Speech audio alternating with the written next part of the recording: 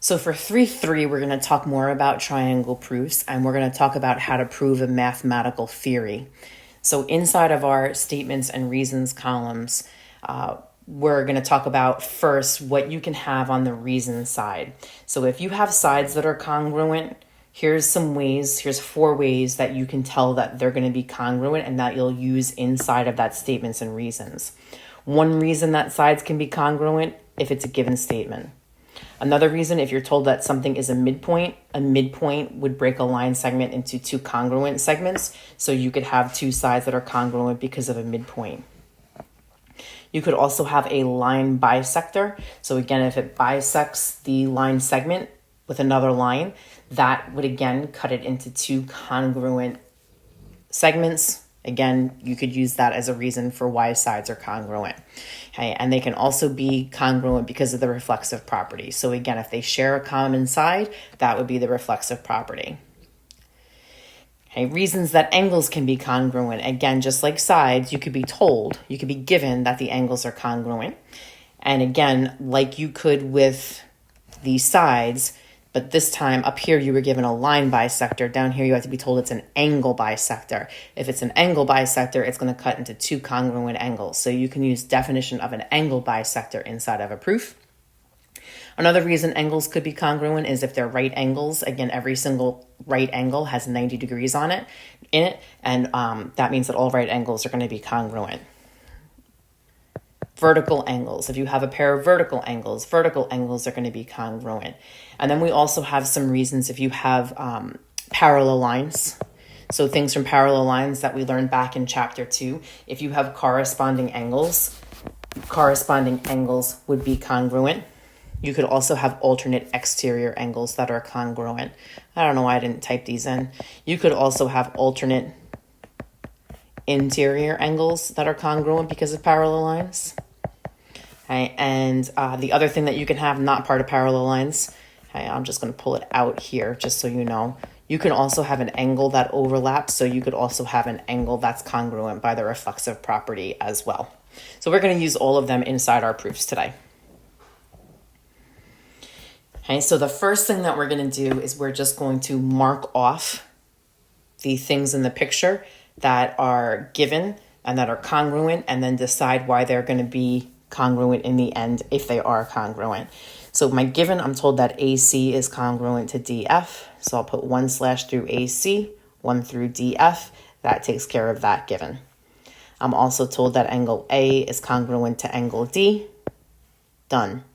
And then angle B is congruent to angle E. So again, I'm going to put 2 hash marks through that to show that that's a different angle than angle A.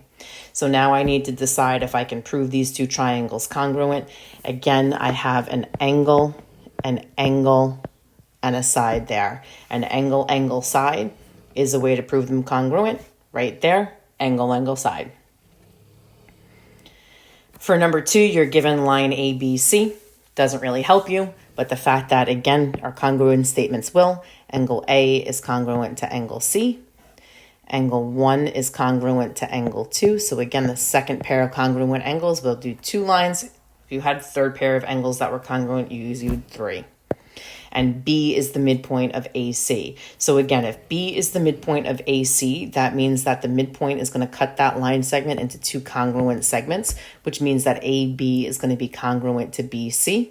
And again, I have an angle, a side, and an angle. And again, to be angle, side, angle, that side that you're marking congruent has to touch both those congruent angles, and it does. So this is going to be angle, side, angle, which is going to be that choice there. And then for my third one, I have AB is congruent to AD. So again, I'll mark AB congruent to AD. And then BC, that's my second pair of sides. So I'm going to use 2 hash marks as congruent to DC.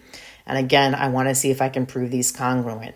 I only have 2 sides right now. Again, there's only one other thing that I can assume from this picture. They share this side. So CA is going to be equal to CA. We usually put an X through it when it's reflexive. Okay, so that means that you have a side, and a side, and side is one of your options there. For 4, I have AD is congruent to BC. And then I have DE is congruent to CE, and I want to prove that the two triangles are congruent. Hey, do not assume anything. Do not assume that this is a right angle here. You were not told that. You don't have any vertical angles here. There's nothing else in this picture that you have. You do not have a pair of vertical angles. So the only thing that you have is two sides, and two sides is not enough to prove the triangle's congruent. So the answer is none. For the next one, for your given, you have line DCA and line ECB. Not going to help you at all here. Only your congruent statements will, or definition of perpendicular lines, things of that nature. So I have DC is congruent to AC, and DE is congruent to AB. Okay, and that's all I have from my givens. And again, now I want to know if I can prove the triangle's congruent.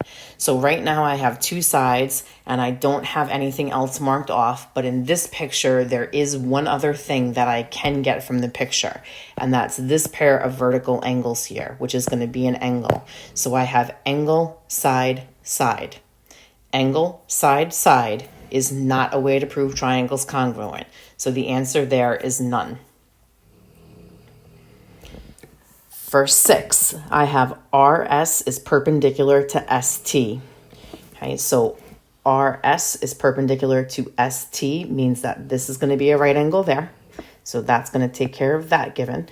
And then I have UV is perpendicular to TU, which means that that's going to be a right angle there. So right now I have two right triangles, two things off the bat. Maybe I can do hypotenuse leg, or again, those right angles can end up being congruent. Let's see what else we have. We have RT and VT. Okay, and now I want to know if I have enough information to prove the triangle's congruent. Okay, you have just the hypotenuse here. You don't have another leg, or you have an angle and the hypotenuse. Either way, it is not enough information. So those two triangles cannot be proved congruent. So now let's see what this would look like inside of a proof. So we want to fill in the missing reasons for each proof. Okay, and again, the first thing that's going to go inside every single proof is always the given. So if you look at everything that's written here, notice that that's everything in step 1. So why do we know that that's true? Because it was given to us. Okay, and again, I'm going to start marking my picture with things that I know from my given and then see what happens with step 2. CD bisects AB. Again, CD cuts AB. So AB is what's getting cut. So that means that AE is going to be congruent to BE, which look right here. That's there. And then also if I look at the second one, AB is going to cut CD. So CD is getting cut into two congruent pieces, which means this piece is going to be congruent to that piece, and that's right there. Okay, so why did that happen? That word right there, the definition of a bisector.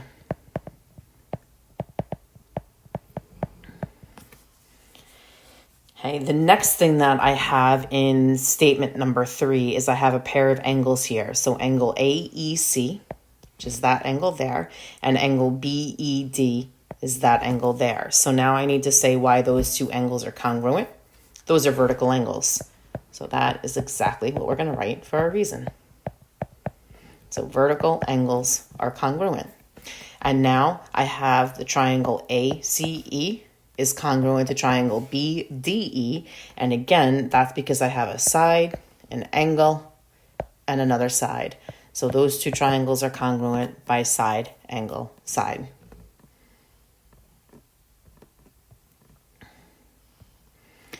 Okay, and our last one here, I have AD bisects angle BAC, and AD is perpendicular to BC, and we want to prove triangle ADB is congruent to triangle ADC. Hey, again, notice in statement number 1, that's all your givens from up here. So the reason that those things are true is because they were given. Okay, and now the next thing that I have is that angle BAD, which is this angle here, is congruent to CAD, which is this angle there. That's going to come from this step right here. I was told that AD bisects that angle. It cuts that angle into two congruent pieces. So that's the definition of an angle bisector. Okay, definition of an angle bisector. The next thing that I have is angle ADB and angle ADC are right angles. Those two angles are here and here. And how do I know that those are right angles? Look back up to here. Those two things are perpendicular. Perpendicular lines intersect to form right angles. So this is going to be definition of perpendicular lines. Okay, and now for the next step, now I had the fact that they were right angles in step 3, and now in step 4, I'm telling you that this angle is congruent to that angle. So why are they congruent? Each of those angles has 90 degrees in it. Okay, right angles are congruent. Okay, any two right angles are going to be congruent. This is always the easiest one to recognize. AD is congruent to AD. Again, anything that's congruent to itself is the reflexive property. And again, I have an angle, a side, and an angle there. And again, that side is connecting your two congruent angles. So those two triangles are congruent because of angle, side, angle. Okay, please don't forget that you are going to have a quiz after the next section. So after section 3-4.